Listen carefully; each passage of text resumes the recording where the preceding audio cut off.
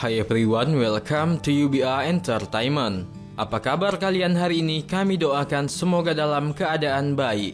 Kali ini kami akan merangkum sebuah film Korea romantis berjudul Because I Love You yang ditayangkan perdana pada tahun 2017. Film ini disutradarai oleh Ju Ji Hong dan dibintangi oleh Cha Tae Hyun, Kim Yoo Jung, dan So Hyun Jin. Namun sebelum kita masuk pada filmnya, buat kamu yang belum subscribe dulu ya untuk berlangganan konten menarik lainnya dari channel UBA Entertainment. Oke, tanpa basa-basi lagi sebab kita bukan membahas hal yang basi.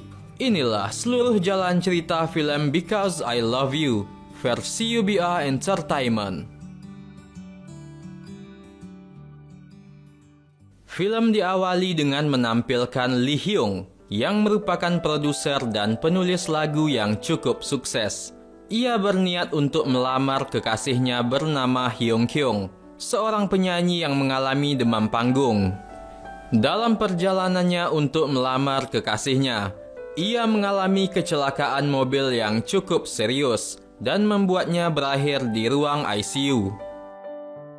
Sementara tubuhnya dalam kondisi koma di rumah sakit, arwah Lee Hyung mulai masuk dari satu tubuh menuju tubuh lain.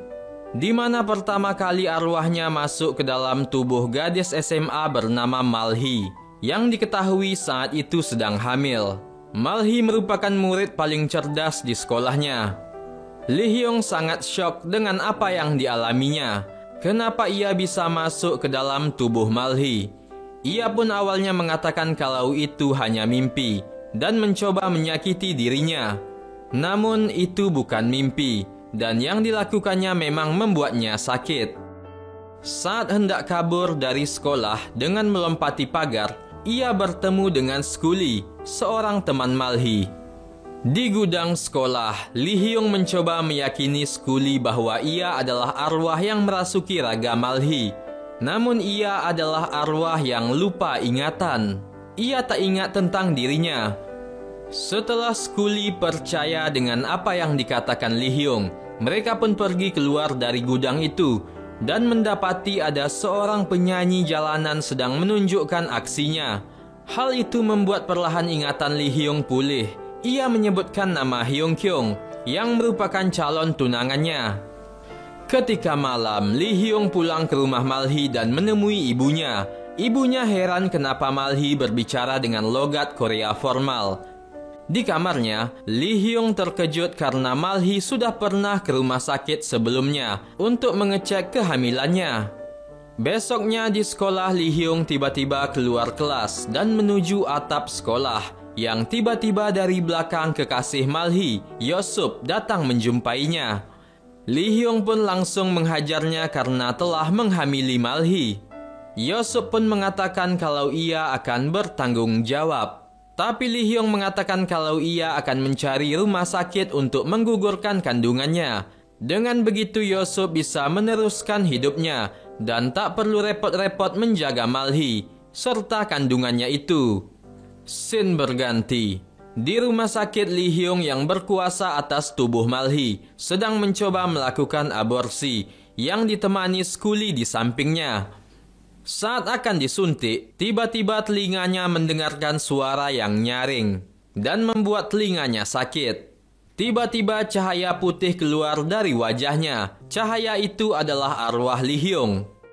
Scene flashback ditampilkan. Di scene ini menceritakan saat Hyung Kyung mengikuti kontes nyanyi dan Lee Hyung sebagai jurinya. Tapi di sini ia mengalami demam panggung dan membuatnya gagal di kontes tersebut. Kembali ke waktu saat ini, Yosup mencoba membangunkan Malhi. Ia berjanji akan memperlakukannya dengan baik dan mereka pun berciuman. Skuli yang sadar kalau Lee Hyung sudah tidak di dalam raga Malhi, ia pun mencarinya di ruangan itu, namun tak menemukannya.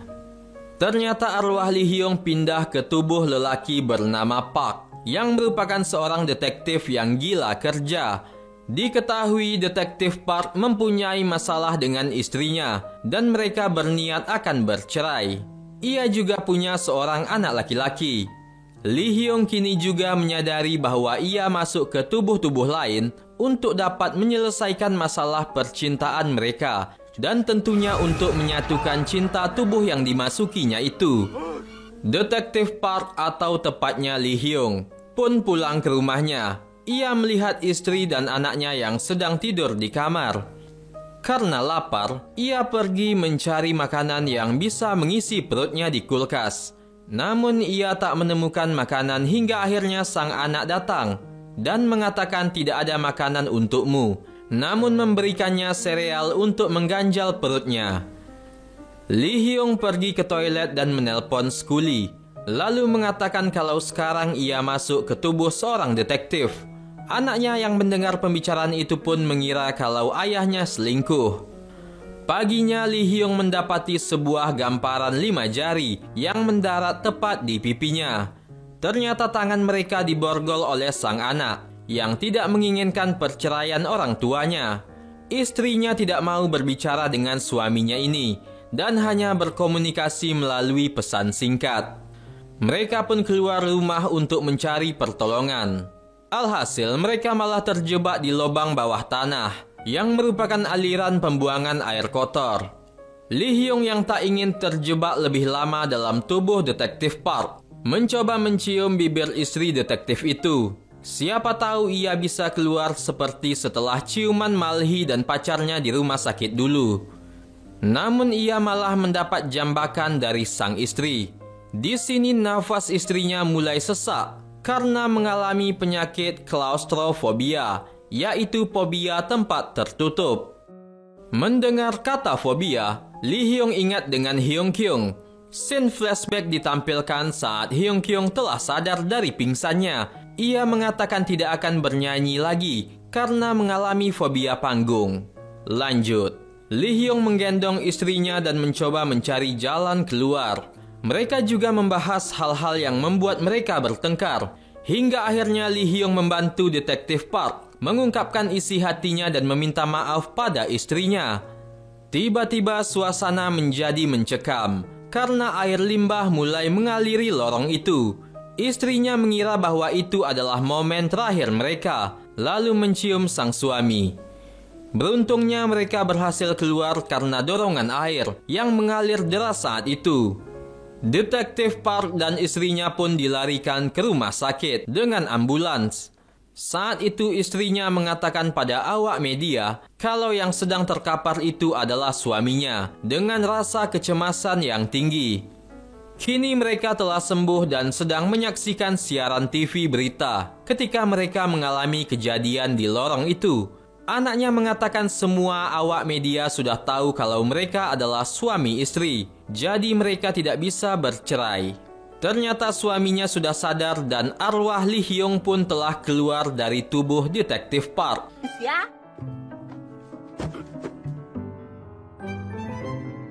Dan kini arwah Lee Hyung merasuki seorang guru yang merupakan wali kelas Skuli bernama Yodon. Ia merupakan pria 40 tahunan yang doyan makan dan belum menikah. Suatu hari Yodon yang tubuhnya dimasuki Lee Hyung bertemu dengan Skuli di taman sekolah. Skuli kaget kenapa gurunya itu tiba-tiba menemuinya hingga ia menyadari kalau itu adalah Lee Hyung. Mereka pun pergi ke minimarket untuk mengisi perut buncitnya Yodon. Tiba-tiba ia mendapati pesan singkat dari seorang wanita bernama Dain yang mengatakan kalau ia merindukan Yodon. Singkat cerita, mereka pun bertemu di sebuah kafe. Ternyata Dain adalah wanita yang sangat cantik dan membuat Lee Hyung tidak pede. Lalu ia ke kamar mandi dan menceritakan hal itu dengan Skuli dengan menelponnya. Malamnya mereka kembali bertemu untuk dinner. Di sini Lee Hyung terlihat sudah pede karena masukan dari Skuli sebelumnya. Di sini diketahui Yodon pernah ingin melamar Dain dan ia menagih janjinya itu. Lee Hyung yang kaget mendengar hal itu pun menyemprotkan makanan di mulutnya hingga mengenai Dain. Mereka pun kembali ngobrol. Tiba-tiba scene flashback sedikit sebab ada kata-kata nyanyi yang keluar dari mulut Dain yang mengingatkan Lee Hyung pada Hyung Kyung. Setelah makan malam, Lee Hyung dan Dain pun pulang. Tapi Dain ingin ke rumah Yodon sebelum pulang. Di rumahnya, Dain tampak menggoda dan menimbulkan niat pada Lee Hyung untuk bermesraan. Ia pun ke kamar mandi untuk kumur-kumur. Setelahnya, ternyata Dain sudah tertidur pulas di sofa Yodon yang membuat niat Lee Hyung gagal. Lee Hyung pun melihat ada sesuatu di tas Dain dan itu adalah daftar buku. Ternyata Dain kembali mendekati Yodon adalah demi bisa menjual buku pelajaran. Dan tentu itu membuat Lee Hyung paham apa yang terjadi, bahwa selama ini Yodon masih menjomblo adalah demi wanita ini, sedangkan wanita ini datang untuk keperluannya. Lee Hyung pun bingung dan ikut sedih malam itu atas diri Yodon. Pagi harinya Lee Hyung sedang mempersiapkan sarapan pagi untuk Dain yang baru bangun saat itu. Saat itu mereka sedang mengingat-ingat kejadian-kejadian kecil yang dulu mereka alami. Dan melihat Yodon yang tidak berubah, Dain terharu. Padahal ia berniat untuk jual buku. Seketika ia merasakan ketulusan Yodon dan mulai mencintai bapak wali kelas ini, hingga diakhiri dengan ciuman hangat di pagi itu. Karena kedua pasangan ini telah bersatu oleh ciuman itu, tiba-tiba arwah Lee Hyung pindah ke tubuh lain. Dan kali ini adalah seorang nenek-nenek yang mengalami penyakit lupa ingatan. Ia lupa akan segala hal termasuk suaminya yang saat itu terus menjaganya. Lee Hyung tampak tidak suka dan ingin keluar dari tubuh nenek itu dengan bicara pada suaminya yang heran dengan tingkah laku istrinya. Saat kakek memandikan sang nenek, Lee Hyung pun bertanya pada kakek kalau dia siapa. Kakek itu menjawab kalau dia adalah cinta pertamanya bernama Chunho Oppa. Sebenarnya sang kakek bohong mengenai itu. Tiba-tiba Lee Hyung mencium kakek itu dengan harapan bisa keluar dari tubuhnya si nenek, tapi gagal. Lee Hyung mencoba menelpon Skuli dan mengatakan ia sudah tidak tahan lagi dan merasa seperti orang gila. Siangnya Lee Hyung menemui Skuli dan tiba-tiba kakek datang. Singkat cerita, mereka duduk di dalam ruangan rumah sakit itu. Lee Hyung dalam wujud nenek itu menyuruh Skuli untuk menyelidiki semua juri ajang kompetisi musik untuk mencari tahu di mana jasadnya berada, sebab dia sedikit ingat tentang dirinya yang adalah seorang musisi. Pergilah Skuli menyelidikinya. Di sisi lain, Lee Hyung histeris karena disuntikkan obat penenang oleh dokter di sana. Pembicaraan yang salah paham antara Lee Hyung dan kakek pun berlanjut tentang cinta pertama mereka. Singkat cerita, setelah melihat pengorbanan sang kakek untuk si nenek, Lee Hyung lalu paham apa yang terjadi. Bahwa nenek yang ia masuki ini mengalami lupa ingatan. Dan yang ia ingat hanya cinta pertamanya, yaitu Chulhun Oppa. Sementara sang kakek bukanlah Chulhun Oppa, melainkan pria yang dijodohkan dengannya, yang menjadi suaminya, dan terus berjuang agar istrinya bisa sembuh. Bahkan ternyata kakek juga memiliki penyakit yang membuat ia sakit dan pingsan ketika itu. Tak lama kemudian di rumah sakit, Lee Hyung meminta maaf karena ia tidak tahu penyakit yang diderita sang kakek. Di suatu pagi, Lee Hyung pun dandan dan terlihat cantik untuk menemui suaminya di rumah sakit. Si kakek terlihat sangat senang karena mengetahui istrinya telah mengenalinya lagi. Dan Lee Hyung atau si nenek mengatakan berhentilah berpura-pura menjadi Chulhun Oppa. Nenek mengatakan bahwa ia sudah sembuh dan telah mengenali suaminya itu. Nenek mengatakan berhenti merasa bersalah atas perjodohan di masa lalu. Sesungguhnya ia sangat merasa bahagia bisa hidup dengan kakek sampai tua. Mereka pun terharu dan kakek berterima kasih karena telah mengenalinya. Dan tiba-tiba ia kembali pingsan dan tak sadarkan diri selama-lamanya, alias meninggal dalam keadaan bahagia.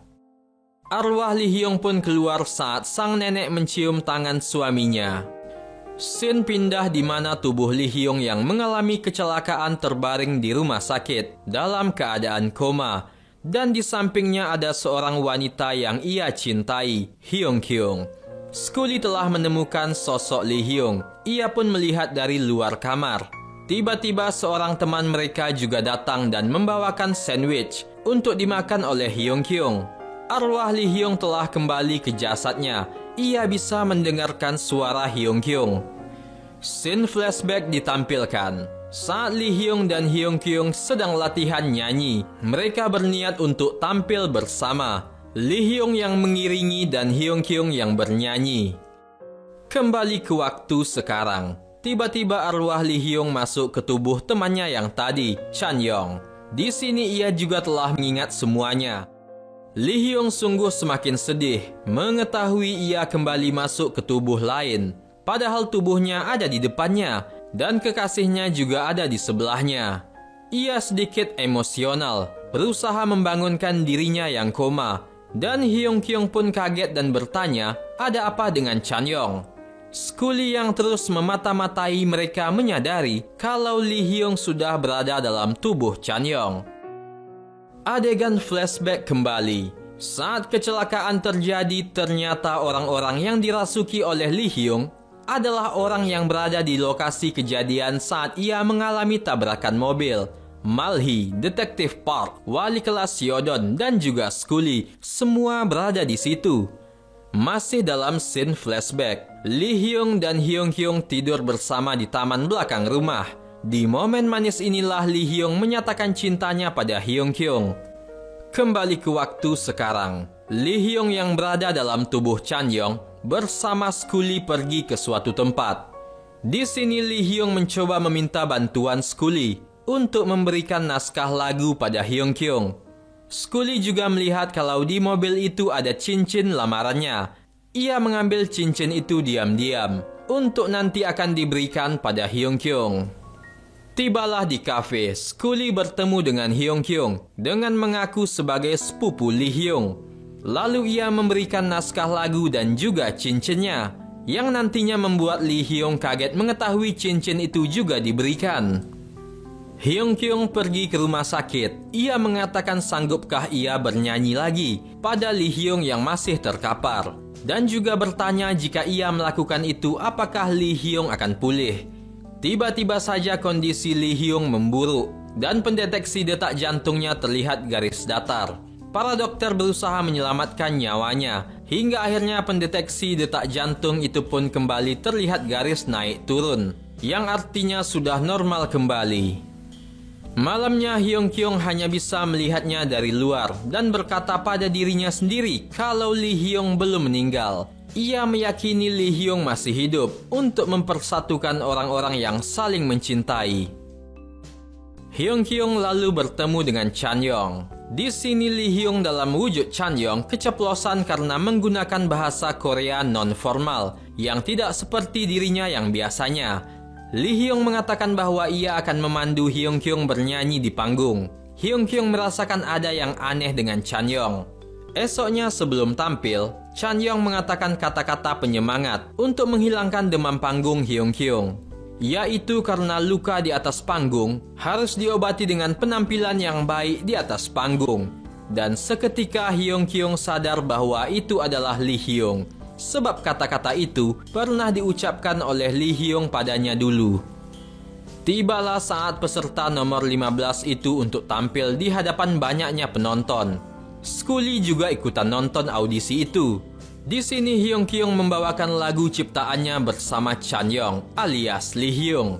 Suaranya nan indah dan rupanya nan cantik, membuat orang terbawa suasana dalam lirik lagu tersebut. Semua terharu saat mendengarkan lantunan lagu itu.